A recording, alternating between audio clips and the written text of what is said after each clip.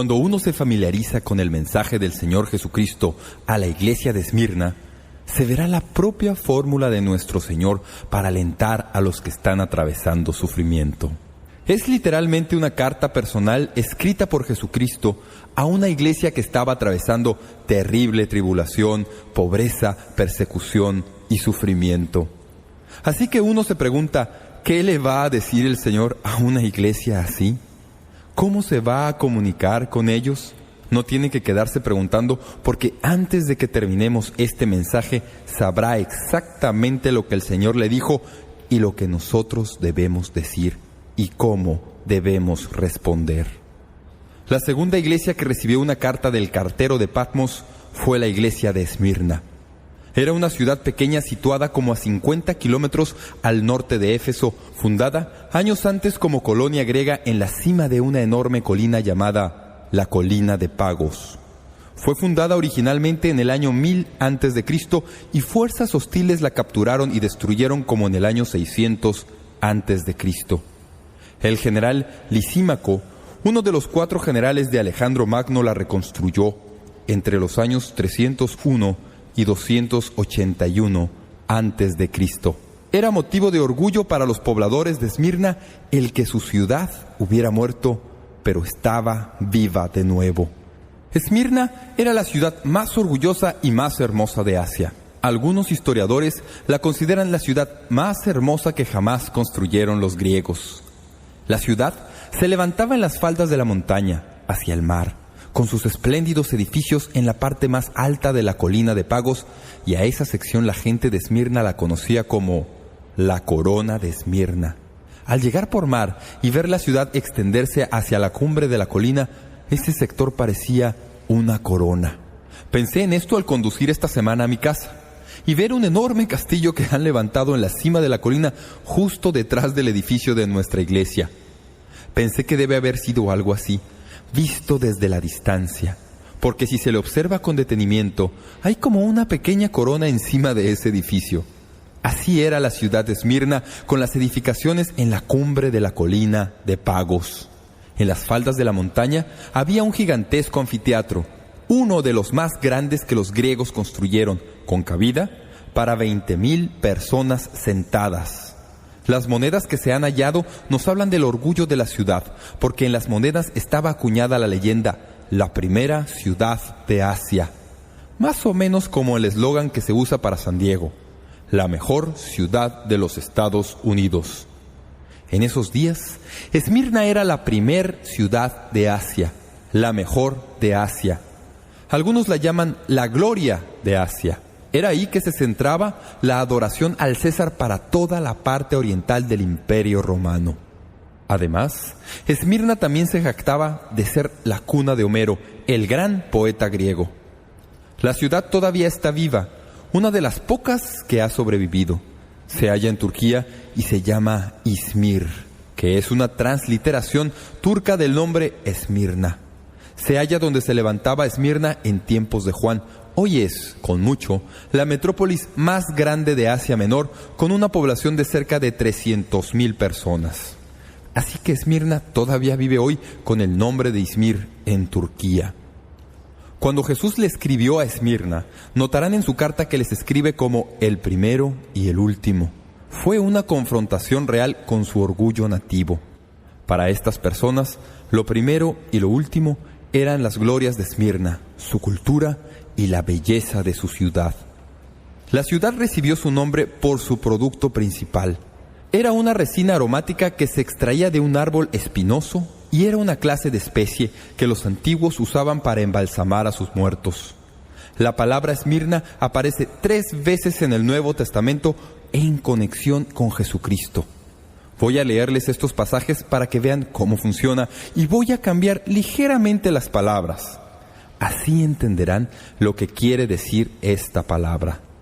Cuando Jesús nació, cuando los sabios vinieron del oriente y abrieron sus tesoros, le presentaron a Jesús oro, incienso y esmirna, como leemos en Mateo 2:11. En la crucifixión de Jesús, los que estaban cerca le ofrecieron vino mezclado con esmirna, para ayudar a amortiguar el dolor de su sufrimiento. Esto nos dice Marcos 15:23. Cuando sepultaron a Jesús, Nicodemo vino con José de Arimatea y los dos hombres bajaron de la cruz el cuerpo de Jesús. Lo envolvieron en lienzos y entre los pliegues de los lienzos colocaron como 100 libras de especies y esmirna, como nos dice Juan 19:39. Esmirna, como ven, es otra manera de decir mirra.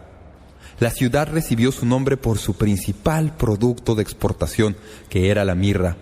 Producían mirra y la exportaban a todo el mundo y la usaban para embalsamar y como anestésico para amortiguar el dolor. Era un producto muy popular en ese día y enriqueció a los comerciantes de Esmirna. De paso, es interesante notar en el pasaje que probablemente esa fue una de las razones por las que muchos judíos se fueron a vivir a Esmirna. Era un buen lugar para los negocios. El profeta Isaías tiene una misión muy interesante. Busca Isaías 66, en donde este profeta nos da una afirmación bastante interesante respecto al futuro ministerio de Cristo. Dice en la mitad del versículo: vendrán todos los de Sabá, traerán oro e incienso y publicarán alabanzas de Jehová. Esto se refiere a la futura venida de Cristo. Noten que en su segunda venida, dos de los productos que hubo en su nacimiento asociados con la venida de los sabios todavía están ahí. Noten que dice que habrá oro e incienso, pero la mirra no está, porque, como ven, la mirra se asocia con el sufrimiento y muerte de Cristo. Se la dieron a Cristo en la cruz para amortiguar el dolor. La pusieron en sus lienzos cuando lo sepultaron como parte del entierro, pero cuando Jesús venga de nuevo, es oro e incienso. No habrá mirra porque no viene a sufrir, viene a reinar. Isaías hace esa pequeña omisión. ¿No les parece que toda jota y toda tilde de la palabra de Dios son inspiradas? Pues bien, en la ciudad de Esmirna había una iglesia. La carta que Juan escribe no está dirigida a la ciudad de Esmirna, sino a la iglesia que había en Esmirna. Nadie sabe a ciencia cierta cómo empezó la iglesia de esta ciudad. No se nos dice nada al respecto en el Nuevo Testamento. Probablemente queda cubierta en la declaración que se da en el libro de Hechos, cuando relata el ministerio de Pablo en Éfeso por 3 años, y en donde se nos dice que todos en Asia habían oído la palabra de Dios gracias al extendido ministerio de Pablo en Éfeso. Vemos esto en Hechos 20:31. La palabra Esmirna describe perfectamente a la iglesia que había presente en la cultura romana. Los cristianos en esa ciudad estaban perseguidos y, como dice un escritor que leí, estaban embalsamados en las preciosas especias de su propio sufrimiento. Incluso el proceso de producción de mirra ilustra lo que estaba sucediendo en esa iglesia, porque la mirra se fabrica solo al triturarla. Tomaban las ramas del árbol que tenía la resina y las trituraban para extraer la mirra. En la ciudad de Esmirna, los creyentes eran así. Estaban siendo triturados en la ciudad hasta que el perfume de su sufrimiento llenara la ciudad.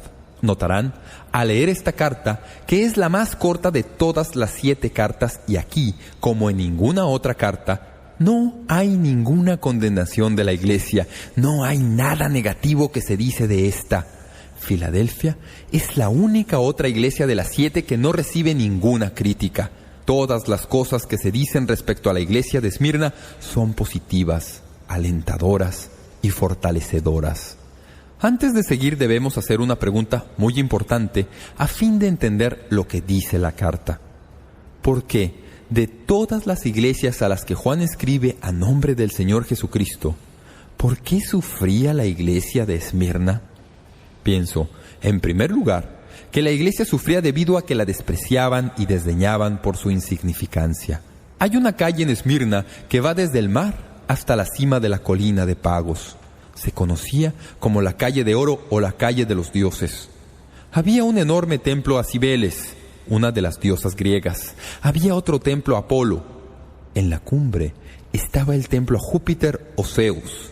Había un templo levantado al emperador que reinaba en ese tiempo. Era la ciudad más ornamentada y más hermosa en su arquitectura, en términos de calles de oro y de dioses. Esmirna era la ciudad más hermosa de todas las 7. Pero, ¿dónde se hallaban los cristianos? Agazapados en casitas, escondidos en las catacumbas, adorando en forma sencilla y callada al Señor. Los judíos y gentiles no convertidos de la ciudad aborrecían la sencillez de estos cristianos, ni siquiera tenían un templo en donde adorar. Pero tal vez la razón real para los sufrimientos yace en el hecho de que Esmirna era el lugar donde había empezado la adoración al emperador y era el centro de esa adoración para la parte oriental del imperio. Tengo que explicar esto porque nosotros, como creyentes, no tenemos la perspectiva correcta respecto a esto, me temo. El creyente promedio tiene la idea de que Roma siempre era un lugar de mala fama. Los informes conocidos del cruel tratamiento de Roma a la iglesia cristiana nos han dejado una actitud muy negativa en cuanto a todo el imperio romano. Y pensamos que todo lo que hacía el imperio era perverso y negativo y que no hay nada bueno que se pueda decir a su favor. Pero si uno tiene esa opinión, nunca podrá entender esta carta. Permítanme explicarlo. Nosotros consideramos que el gobierno romano era un gobierno tirano, pero la gente de esos días no lo consideraba así. Los ciudadanos de Roma querían mucho a su gobierno. La Pax Romana, que se estudia en la secundaria, o Paz Romana, les había quitado a los ciudadanos de Roma uno de los más grandes temores que se siente en nuestra cultura hoy, y es el temor a la guerra. La Pax Romana había abolido el temor a la guerra. Lo hicieron en forma muy sencilla. Se hicieron tan fuertes que no había enemigo potencial. Nadie se atrevía a meterse con ellos. Leí en un libro que los defensas de fútbol americano y boxeadores de peso completo nunca sufren asaltos. Roma tenía esa idea en cuanto al gobierno. Durante todo ese periodo, Roma fue tan fuerte que nadie se atrevió a tocarlos, y los ciudadanos del Imperio Romano nunca tuvieron temor de la guerra. Vivían en paz total. Fue durante este periodo en particular de Roma que se construyeron todas las carreteras, los grandes dedos del Imperio Romano que se extendían por todas partes como un gran sistema de comunicación. Era un imperio moderno y cuidaba muy bien a sus ciudadanos. Libraron los mares de los piratas. Los romanos establecieron un sistema de ley por primera vez. De modo que si alguien tenía una disputa, podía acudir a la ley y resolver el asunto sin tener que pelear. Así que si usted hubiera sido ciudadano del Imperio Romano, no habría tenido nada negativo que decir en cuanto a Roma. Usted hubiera pensado que era un gran lugar en donde vivir. Cultivaron una especie de espíritu de imperio romano porque este imperio fue una bendición para los pueblos. Los pueblos estaban agradecidos. Estaban dispuestos a adorar el Dea Romana, o sea, el espíritu de Roma. Pero luego se volvió difícil adorar a un espíritu. Así que dijeron, vamos a adorar a la personificación de ese espíritu que resulta ser el emperador. Así que empezaron a adorar al emperador motivados por orgullo patriótico. No tenía nada que ver con religión. No fue un dios que estaban fabricando. Estaban orgullosos de ser romanos y la mejor manera que tenían para demostrar su gratitud a su imperio era adorar al personaje que incorporaba al imperio romano, que resultaba ser el emperador. Cuando este asunto empezó, los emperadores no quisieron tener nada que ver en eso. Se opusieron, dijeron, ni en sueños, no quiero que se me adore. Después, empezaron a aceptarlo a regañadientes y finalmente, no solo lo esperaban, sino que en realidad empezaron a rogarse los atributos de divinidad. Para cuando se escribió el libro de Apocalipsis, la adoración al emperador era obligatoria. Juan fue desterrado a la isla de Patmos y las iglesias de Asia se hallaban bajo presión porque no querían postrarse ante el César y declarar así su lealtad a Roma. Rehusaban quemar una pulgarada de incienso sobre el altar, dedicándolo al emperador y decir, César es el Señor. Cuando el creyente rehusaba quemar esa pulgarada de incienso, quedaba como hombre marcado. Se le consideraba traidor. No era cuestión religiosa por ningún lado. Era un traidor político. era desleal al gobierno. No era asunto religioso, era asunto político. Así que ser creyente en el Imperio Romano era vivir en peligro todos los días. En Esmirna, la ciudad que se enorgullecía de ser el centro de la adoración al emperador, eso quería decir presión, pobreza y severa persecución. Algunos cristianos fueron torturados en el potro. El potro era una rueda de como 50 centímetros de ancho y unos 2 metros de altura. Ataban al piso los tobillos del que no quería rendir adoración al emperador y las muñecas a la parte superior de la rueda. Luego un soldado hacía girar poco a poco la rueda hasta que el hombre se rendía y confesaba que el César era el Señor, o de lo contrario, sus brazos y piernas eran literalmente arrancados de sus articulaciones y el hombre moría. Así era como los torturaban. A otros los metían en aceite hirviendo, literalmente hirviéndolos vivos. La crucifixión era una de las maneras más crueles de matar a una persona. Nuestro Señor fue crucificado.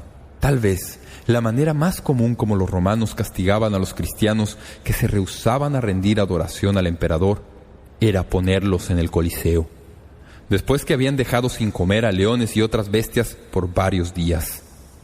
Entonces ponían a los cristianos en la arena y soltaban a los animales hambrientos. 50,000 espectadores acudían al Coliseo para pedir sangre a gritos. Las bestias literalmente los despedazaban.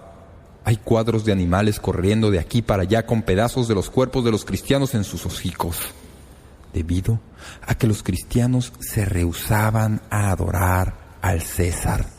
A veces los ponían en la estaca y amontonaban leña a su alrededor y luego la encendían, literalmente quemándolos vivos por su fe. Así, no es sorpresa al leer el pasaje bíblico y ver 3 cosas respecto a esta iglesia que el Señor sabía. El sufrimiento de los cristianos de Esmirna se nos describe en 3 palabras. Leemos: yo conozco tus obras y tu tribulación y tu pobreza, pero tú eres rico. Y la blasfemia de los que se dicen ser judíos y no lo son, sino sinagoga de Satanás. Miren la primera palabra, tribulación. La palabra griega aquí es tlipsis y quiere decir presión. Conozco tu tribulación. En la carta a la iglesia Jesús dice: conozco tu tribulación, conozco tu presión. Literalmente significa la clase de presión que surge sobre la persona si se pone una piedra sobre su pecho y se deja que la piedra le aplaste poco a poco hasta que a la larga muere asfixiado.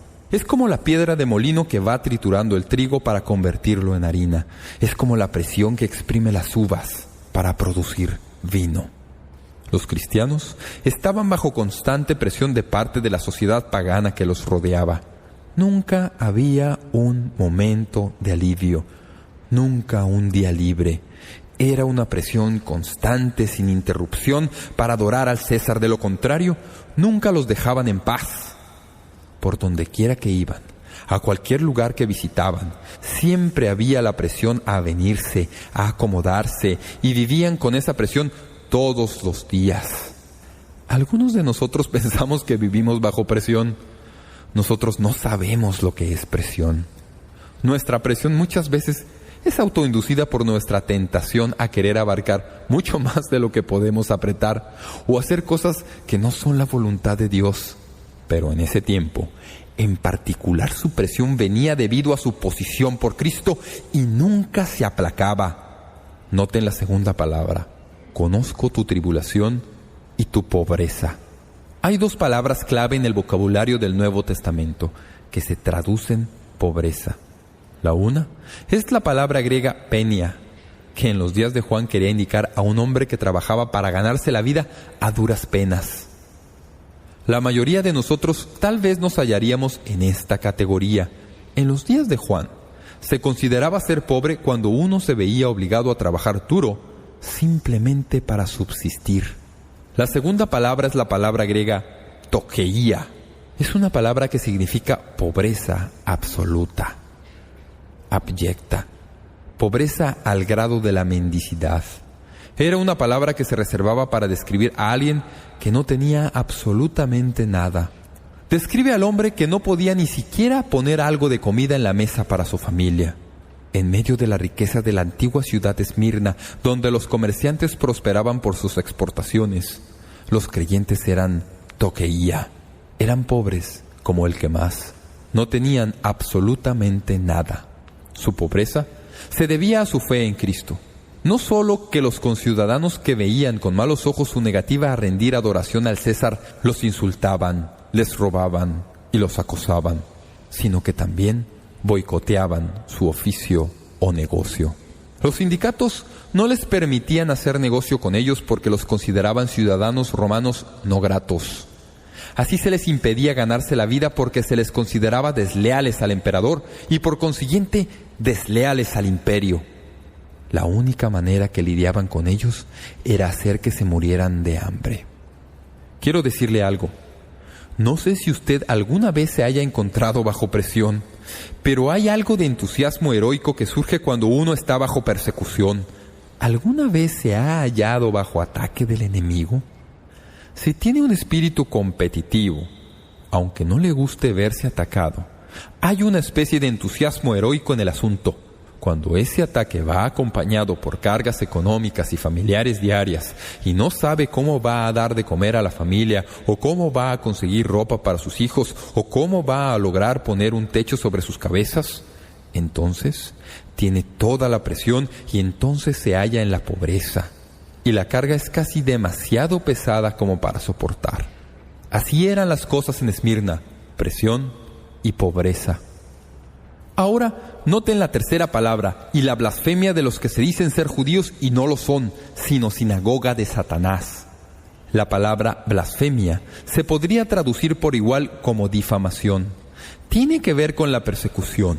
La palabra blasfemia se puede traducir como calumnia y se refiere en el pasaje a un grupo de judíos que habían sido atraídos a Esmirna debido a las oportunidades de comercio generadas por el negocio de la mirra. Probablemente eran convertidos judíos que no querían dejar la sinagoga ni sus tradiciones y trataban de casar las obras del judaísmo con la gracia del cristianismo. En Efesios se nos dice que había en Éfeso unos cuantos que decían ser apóstoles, pero que no lo eran. Pues bien, en Esmirna había un grupo que decía que eran judíos, pero que no lo eran. En las dos iglesias que hemos visto hasta aquí, ya tenemos grupos impostores en ambas. Morris dice en su comentario sobre Apocalipsis lo siguiente: así como un grupo de falsos maestros en Éfeso quería continuar el apostolado, lo mismo el otro grupo en Esmirna quería continuar el sacerdocio.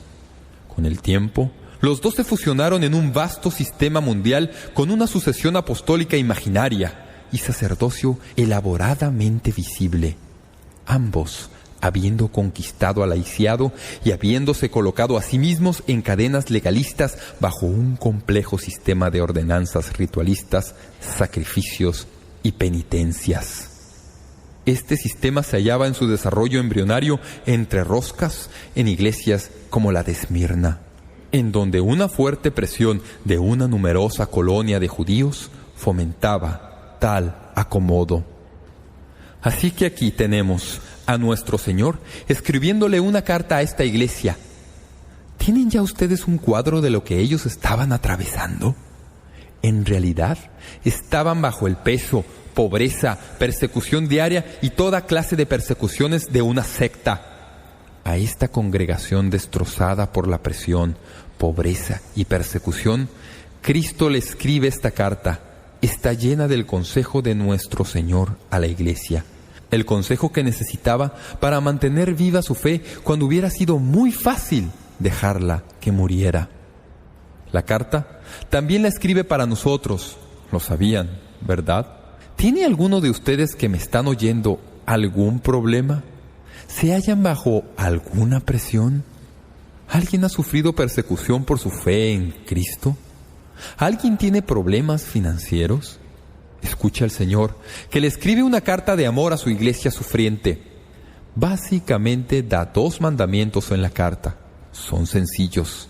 A lo mejor ustedes se enojan conmigo cuando les diga cuáles son, porque es como si estuviéramos endosando las frases consabidas que a menudo les damos a los que atraviesan problemas. Pero antes de enojarse conmigo, preste atención por unos momentos, porque no vamos a dejar las cosas ahí. Hay 2 mandamientos a la iglesia sufriente. El primero se halla en el versículo 10. No temas en nada lo que vas a padecer. El segundo mandamiento se halla al final del versículo 10. Sé fiel hasta la muerte. ¿Está usted sufriendo? ¿Está sufriendo pobreza? ¿Se halla bajo persecución por su fe? Tengo 2 palabras para usted. No tema. Sea fiel.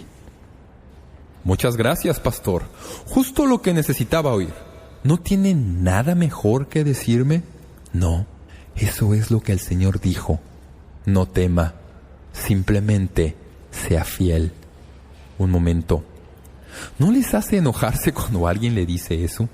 Usted le abre su corazón y le cuenta lo mal que andan las cosas y cómo está usted sufriendo y quiere oír algo que le anime o por lo menos algo que le dé una idea de que se identifica con usted, pero todo lo que sale es con esta respuesta de cajón. No tenga miedo. Simplemente sea fiel. Espere. Eso fue lo que el Señor dijo, ¿verdad? Eso es exactamente lo que le dijo a la iglesia. No temas.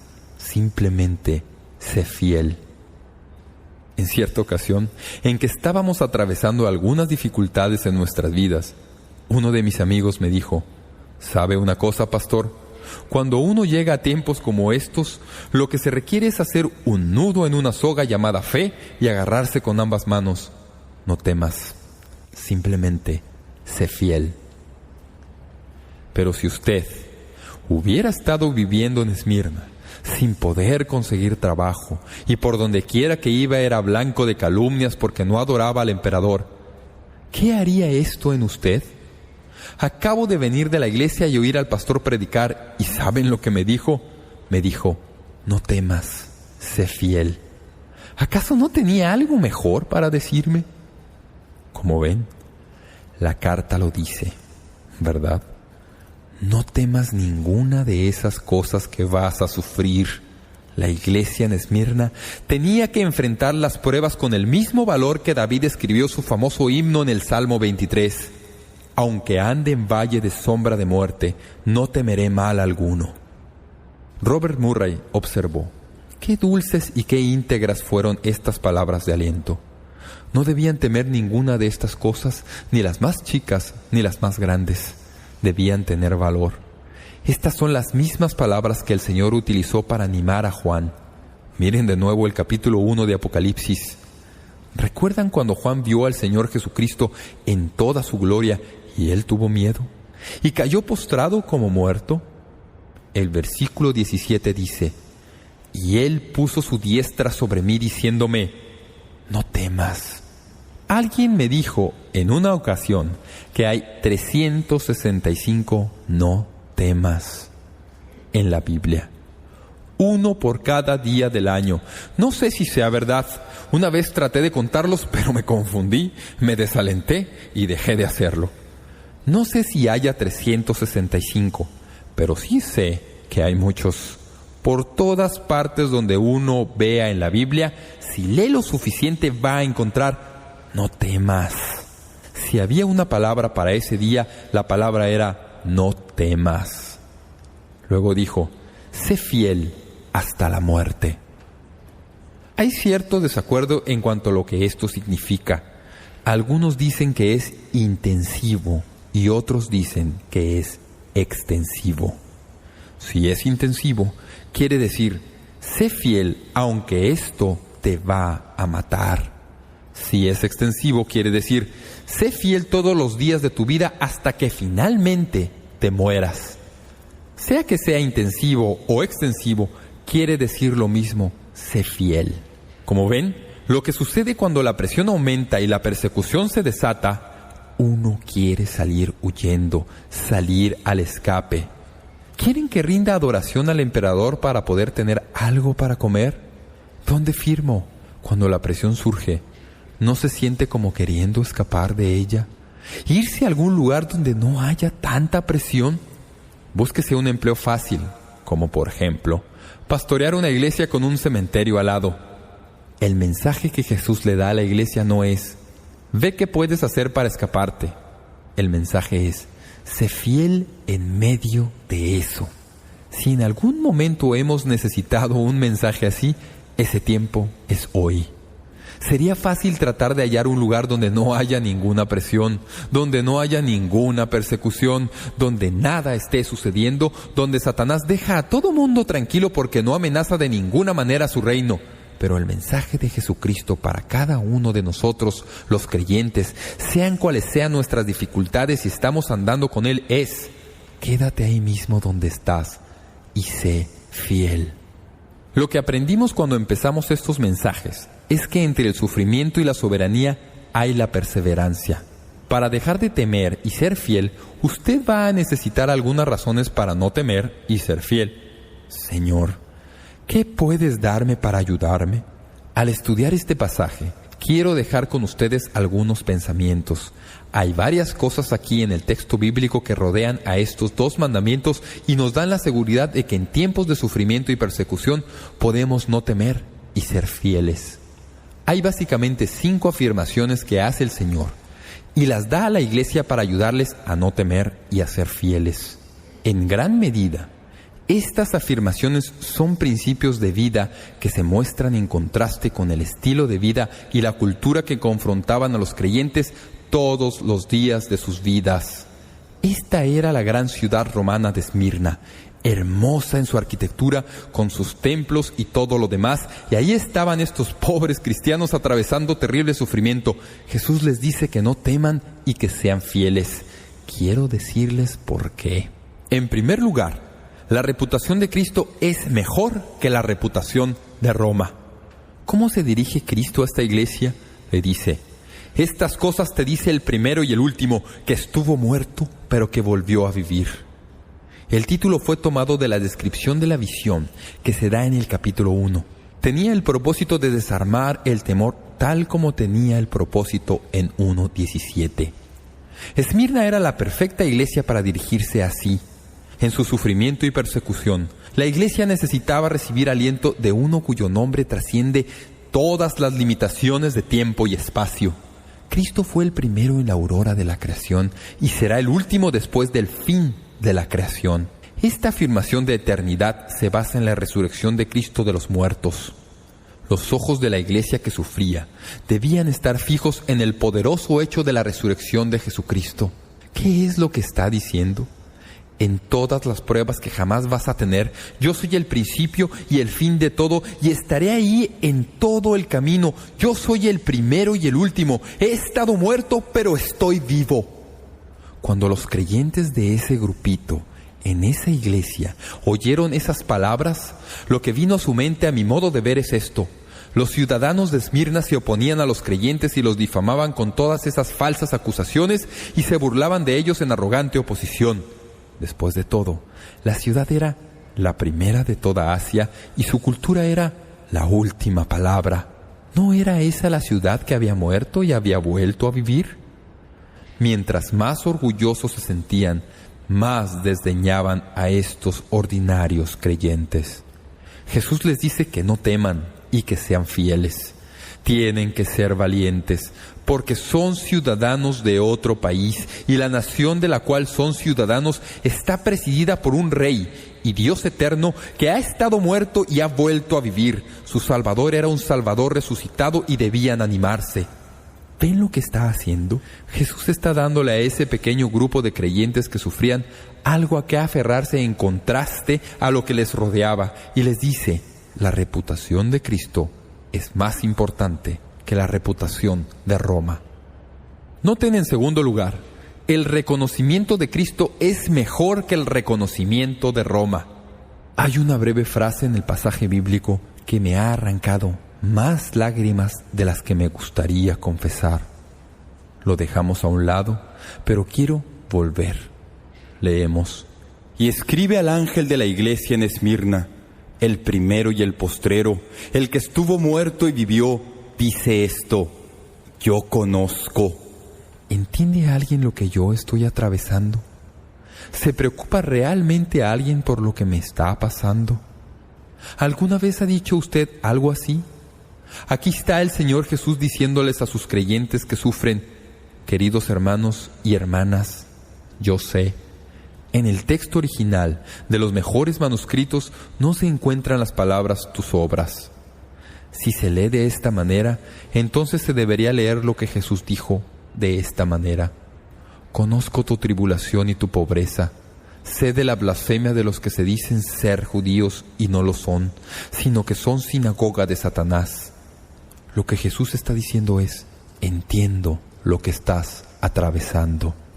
La palabra griega que se traduce conocer no es la palabra que simplemente quiere decir darse cuenta de algo.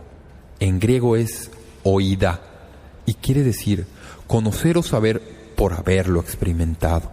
Lo que Jesús les está diciendo es que ellos atravesaban por toda esa pobreza y persecución y todas esas cosas que les caían encima, y les dice: escuchen, yo lo sé, lo entiendo. Él había estado ahí antes. Así como Juan era compañero de ellos y hermano en su sufrimiento y tribulación, Jesús también era su compañero y hermano en su sufrimiento y tribulación. ¿Qué palabras más alentadoras deben haber sido estas para los creyentes? ¿Qué torre de fortaleza para esa iglesia sufriente y esos creyentes que sufrían? Lo sé. Aquí tenemos al poderoso Dios y al Salvador sufriente diciendo: lo sé. Él sabe la intensidad y duración de nuestro sufrimiento y no permite ni una sola lágrima de más, ni tampoco algún golpe demasiado severo. Él sabe todo lo que está pasando y preside sobre todo personalmente. Así que, amigo y amiga, si usted está sufriendo y está bajo presión y siente como si todo estuviera saliendo mal en su vida, el Señor Jesús, que le escribió a la iglesia de Esmirna, lo conoce a usted. Él sabe exactamente lo que está pasando y sabe cuánto puede resistir, y no le dejará ni un solo minuto más de lo que le equipará para que aguante. Yo sé. ¿Sabía él? El que vivió por 3 años diariamente bajo sentencia de muerte dice: conozco la presión que está soportando. El que no tenía lugar en donde reclinar su cabeza y fue más pobre que las zorras del campo y las aves que él mismo creó dice: conozco tu pobreza. El que fue perseguido, acosado, acusado falsamente, flagelado, brutalmente azotado y colgado en una cruz dice: conozco tu persecución. Hebreos 4:15 dice: porque no tenemos un sumo sacerdote que no pueda compadecerse de nuestras debilidades, sino uno que fue tentado en todo, según nuestra semejanza, pero sin pecado. Cuando usted acude a Jesús y le cuenta sus problemas, amigo y amiga mía, está hablando con un hermano que entiende. Fred Tadford, escribiendo sobre Apocalipsis, lo dice de esta manera: él tuvo conocimiento de toda aflicción, su corazón sintió todo retortijón, contó toda lágrima, conoció por completo el peso pleno de la opresión y la riqueza de su simpatía divina se expresó para su pueblo. Y todavía hoy, ni una sola prueba se le pasa por algo, ni ninguna dificultad sin que Él la observe. Nuestro gran pastor sabe exactamente cada lesión que han sufrido sus ovejas y todo sufrimiento que ellas sufren, y debido a que Él también atravesó el sufrimiento, lo siente como si fuera propio. Nadie en la ciudad daba algún reconocimiento a los creyentes de Esmirna. Todos los desdeñaban. No tenía ningún respeto de parte de nadie de la ciudad. Eran la escoria de su cultura. Nadie los conocía como personas de notoriedad, pero tenían algo mejor. Cristo los reconocía. El reconocimiento de Cristo es mejor que el reconocimiento de Roma. En tercer lugar, las riquezas de Cristo son mejores que las riquezas de Roma. Hay una frase en Apocalipsis 2:9 que dice: yo conozco tus obras y tu tribulación y tu pobreza, pero tú eres rico. Hablando de contradicciones en la Biblia, aquí tenemos una en el mismo versículo. ¿Cómo puede uno ser pobre y ser rico al mismo tiempo? Estas palabras tenían el propósito de fortalecer a la iglesia. Aunque eran pobres, en realidad eran ricos. Como ven, el Señor valora las cosas en forma diferente a los judíos o los paganos. Alguien me dijo que el mundo actual es como alguien que va a una ferretería por la noche y le quita todas las etiquetas del precio a toda la mercancía. Luego toma las etiquetas de alto precio y se las pone a las tuercas y tornillos, y después todas las etiquetas de bajos precios y las pone en las máquinas y artículos grandes. Alguien viene al día siguiente y dice: todo esto está patas para arriba. Todos los precios están equivocados. Así de mal anda nuestro mundo hoy, ¿verdad? Todo está patas arriba, invertido al revés. Las cosas que la gente valora, descubre al final que no vale nada. Las cosas que desdeñan y que no valoran, hallan luego, a su debido tiempo, que son las cosas más preciosas que tienen. Ahora bien, ¿qué es lo que Jesús está diciendo? Pablo escribió en 2 Corintios 6:10 que los verdaderos ministros de Dios deben estar como entristecidos, mas siempre gozosos, como pobres, mas enriqueciendo a muchos, como no teniendo nada, mas poseyéndolo todo. ¿Recuerdan lo que Pablo les escribió a los corintios cuando estaba hablando del Señor Jesucristo? 2 Corintios 8:9. Porque ya conocéis la gracia de nuestro Señor Jesucristo, que por amor a vosotros se hizo pobre, siendo rico, para que vosotros con su pobreza fueseis enriquecidos. ¿Cómo somos ricos? Usted dice: pastor, yo me siento como los creyentes de Esmirna, no tengo ni siquiera 2 centavos. ¿Me está diciendo que soy rico? Me alegro de saberlo. ¿A dónde voy a verificarlo y cobrarlo? Permítanme mostrarles un pequeño contraste. La última iglesia a la que Juan le escribe por el Espíritu Santo y a nombre de Jesucristo es la iglesia de Laodicea. Busquen Apocalipsis capítulo 3, versículo 17. Esto es lo que el Señor le dice a esa iglesia. Porque tú dices: yo soy rico y me he enriquecido y de ninguna cosa tengo necesidad, y no sabes que tú eres un desventurado, miserable, pobre, ciego y desnudo. La iglesia de Esmirna era pobre, pero era rica. La iglesia de Laodicea era rica, pero pobre. ¿Lo ven? La iglesia de Laodicea, que representa la iglesia de los últimos tiempos, tenía toda clase de riqueza material y toda clase de bienes. Tenían todo el mundo material. Eran ricos, pero eran pobres. La iglesia de Esmirna, que era la iglesia perseguida, no tenía nada. No tenía ni siquiera lugar donde quedarse ni comida para comer, pero la evaluación de Cristo es: dicen que ustedes son pobres, pero yo les digo, son ricos. ¿Cómo es que eran ricos? Pues bien, eran ricos como nosotros somos ricos en Cristo. Tenemos tesoros hechos en el cielo, ¿verdad? Todo lo que es a fin de cuentas importante para nosotros es nuestro por virtud de Cristo. Nos pueden quitar todo, pero no pueden quitarnos lo que tenemos en Cristo. Si usted tiene a Cristo, tiene todo lo que vale la pena. Los cristianos de Esmirna debían alentarse y ser fieles. Su inventario espiritual era bueno, y eso compensaba los cofres vacíos de la iglesia y les animaba en su lucha contra la pobreza personal. ¿Cuándo fue la última vez que hizo su inventario espiritual? No temas. Sé fiel. Usted tiene a Cristo. Su reputación es mejor que la de Roma. Él sabe sus problemas. Su reconocimiento es mejor que el de Roma. Usted tiene todas las riquezas. Son mejores que las de Roma. Noten número 4. El reconocimiento que Cristo hace del tiempo es mejor que el reconocimiento del tiempo que hace Roma. Hay un segmento casi escondido en medio de la carta.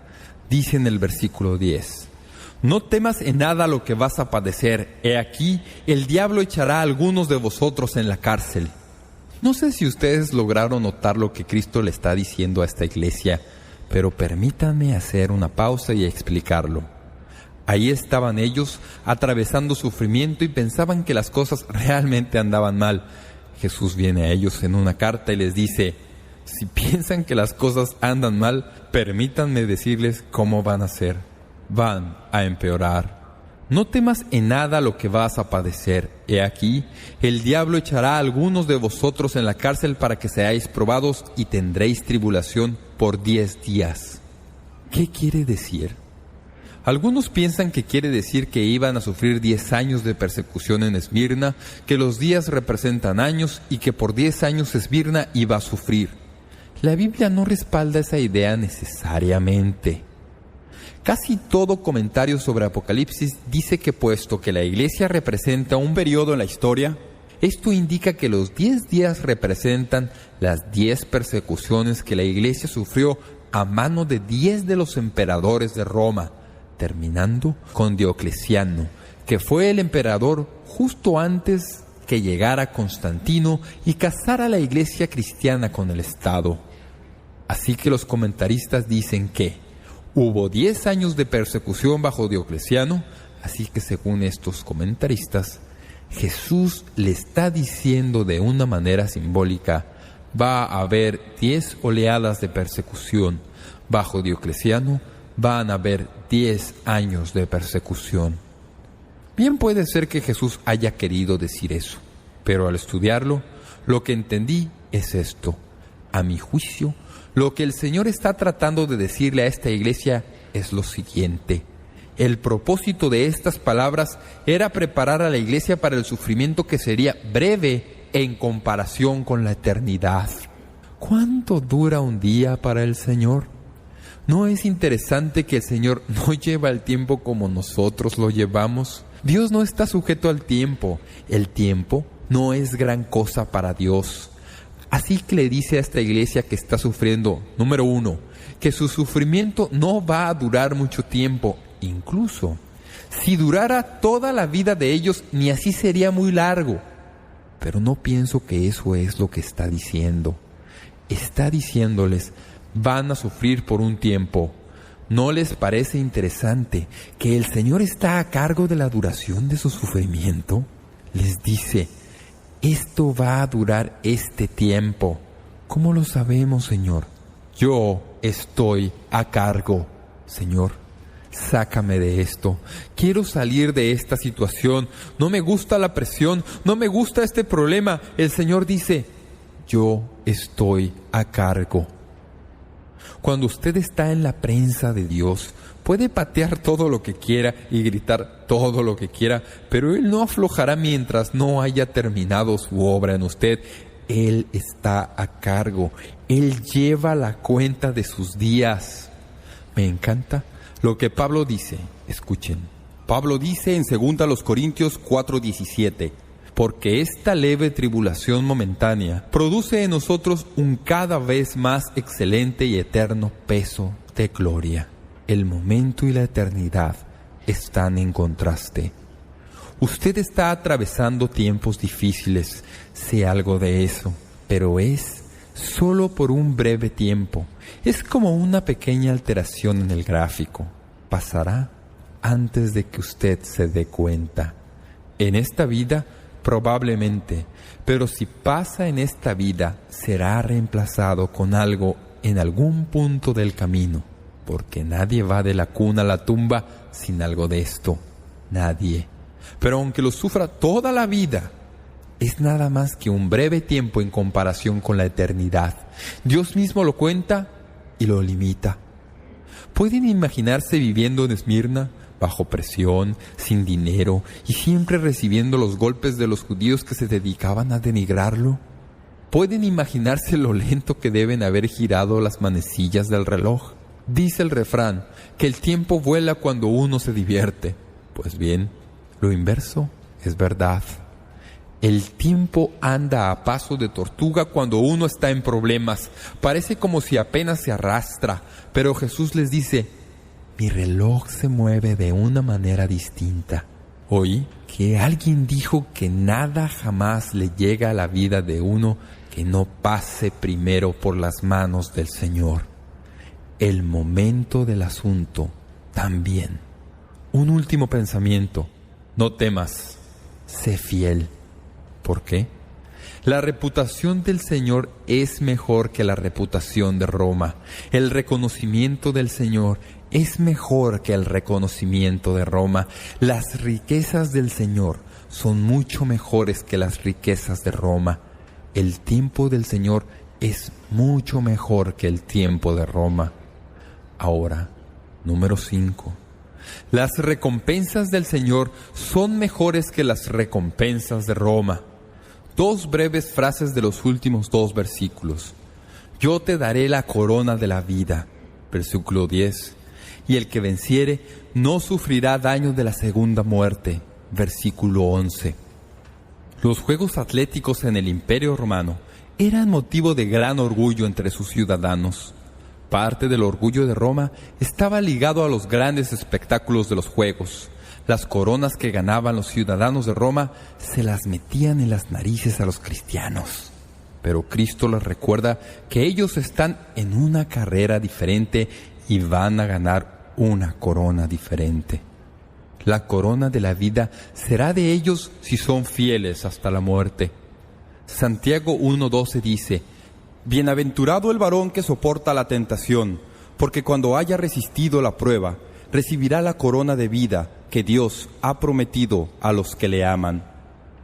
Oí un testimonio en cierta ocasión de una mujer que estaba tratando de decir algo bueno de una amiga que había hecho mucho para el Señor.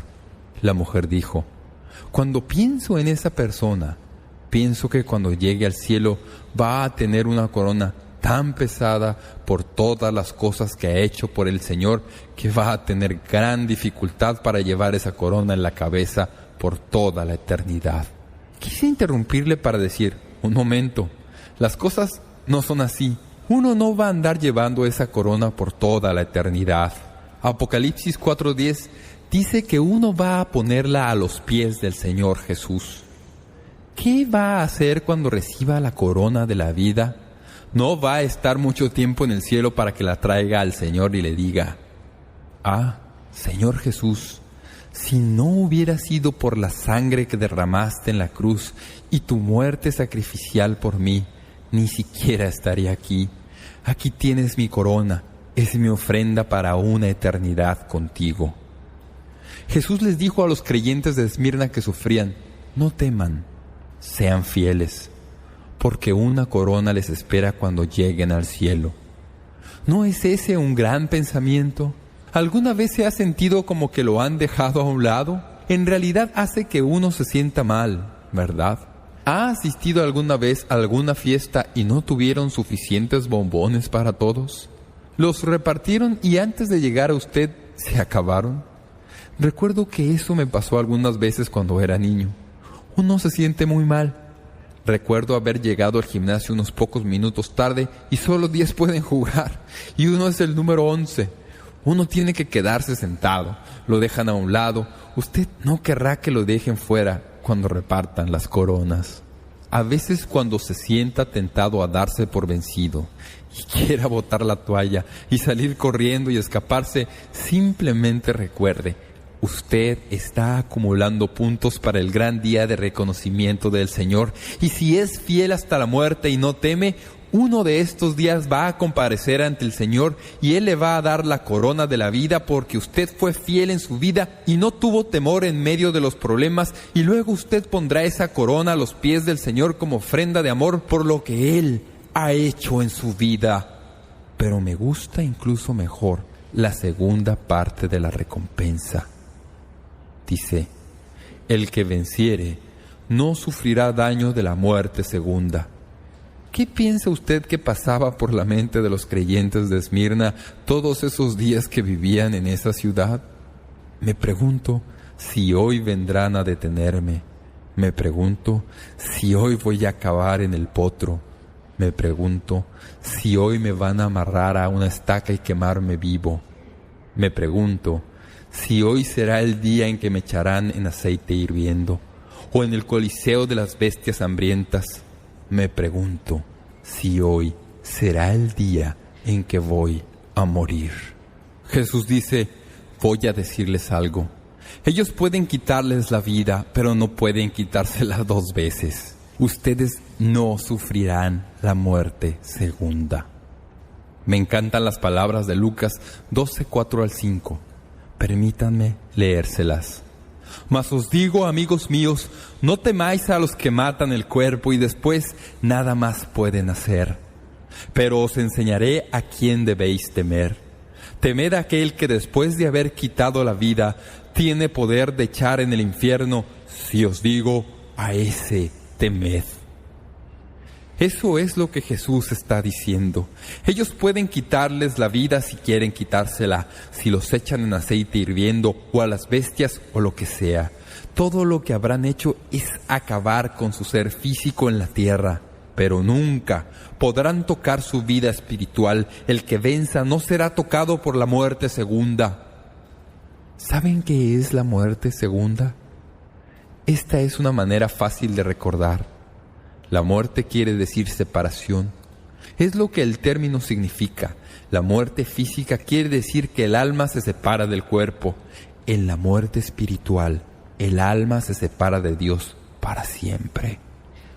A la primera muerte no hay que temerle, amigo o amiga. Si usted no ha arreglado sus cuentas con el Señor Jesucristo y muere, sufrirá la segunda muerte. Va a pasar toda la eternidad en el infierno y sin Cristo, sin ver a Dios ni recibir nada de su influencia. Esa es la segunda muerte. A eso es lo que debemos temer. ¿Saben cómo resolver todo esto en una fórmula muy sencilla? Es fácil. Si usted nace solo una vez, muere 2 veces. Si nace 2 veces, muere solo una vez. ¿Lo sabía? Si solo ha nacido una vez, si solo ha tenido un nacimiento físico, entonces, amigo o amiga mía, cuando muera físicamente, luego morirá espiritualmente. Un nacimiento, 2 muertes. Pero si ha nacido físicamente y luego ha nacido de nuevo espiritualmente, entonces lo único que tiene que temer es la muerte física. Tal vez ni siquiera tenga que atravesarla, porque el Señor bien puede volver antes. ¿Qué le estaba diciendo Jesús a esta iglesia?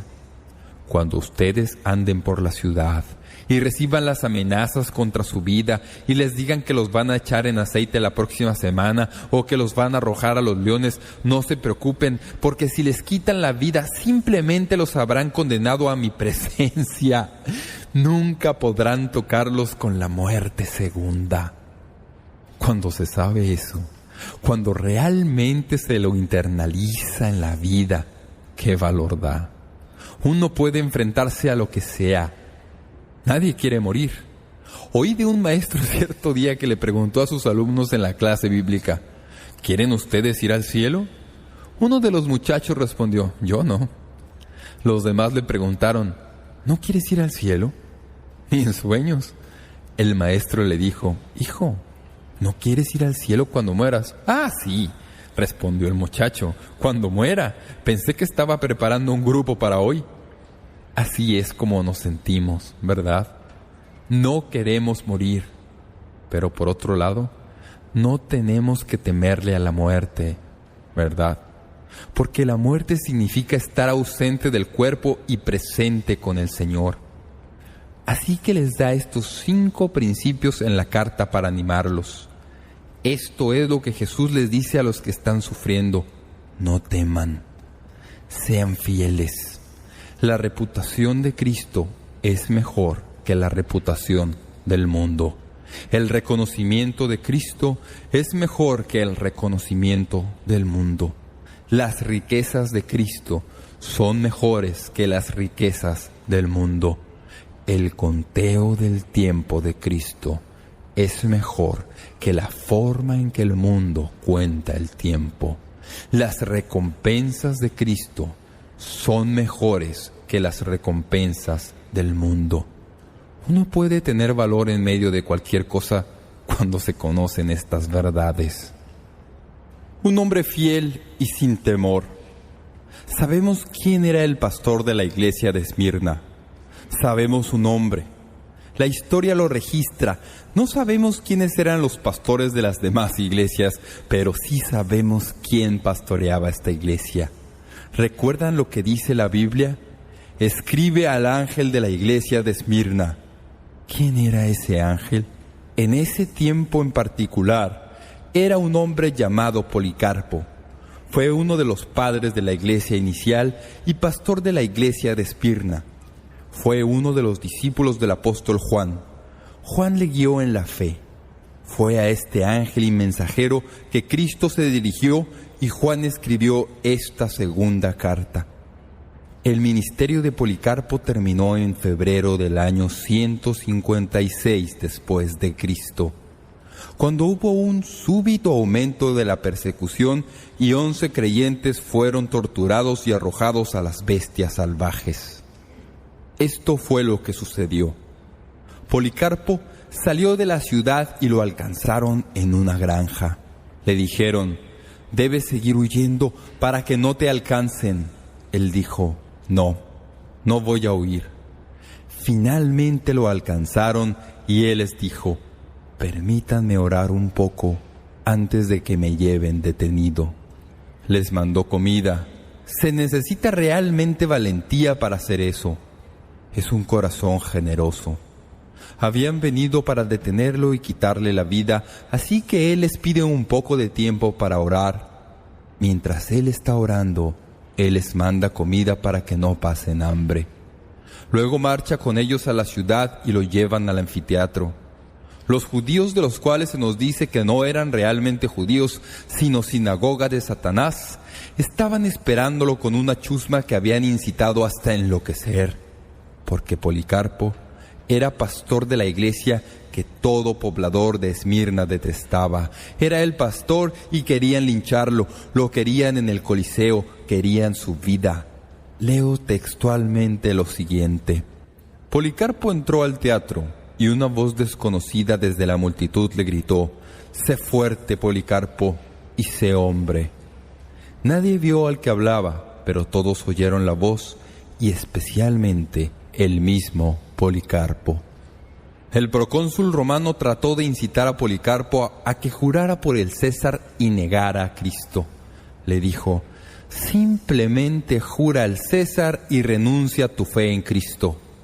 Sus palabras fueron: «Jura, te pondré en libertad, niega a Cristo». Policarpo respondió con palabras que desde entonces se hicieron famosas. Dijo: 86 años le he servido y jamás me hizo daño alguno. ¿Cómo podría blasfemar de mi Rey y mi Salvador? La chusma continuó presionándolo para que renunciara a Cristo, y el anciano pastor respondió: «Puesto que en vano me instan que jure por la fortuna del César y pretenden que no me conocen, óiganme, soy cristiano». No hubo respuesta, y el procónsul dijo: «Haré que te consuman las llamas y que te destrocen las bestias salvajes si no cambias». Policarpo contestó: «Tú me amenazas con fuego que arde por 1 hora y después de un rato se extingue. Pero tú ignoras del fuego, del juicio que viene y el castigo eterno reservado para los malos. Pero, ¿por qué te demoras? Haz lo que quieras hacer». Aunque era el Sabbat judío y era contra su ley, los judíos reunieron leña y empezaron a amontonarla. Su odio por este hombre era tan amargo y cruel que vitorearon cuando llevaron al hombre a la estaca y lo amarraron para quemarlo. Mientras las llamas subían por su anciano cuerpo, Policarpo oró en voz alta: «Te doy gracias porque me han considerado en tu gracia digno de este día y esta hora, de que reciba una porción de tus mártires en la copa de tu Cristo». Las llamas hacían un arco alrededor de él y un soldado usó una espada para acabar el asunto.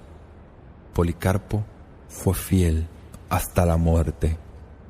¿Cómo puede un hombre enfrentarse a la muerte y a la persecución con tanta valentía? Hay solo una manera. Él sabía todo lo que Jesús le dijo a la iglesia de Esmirna.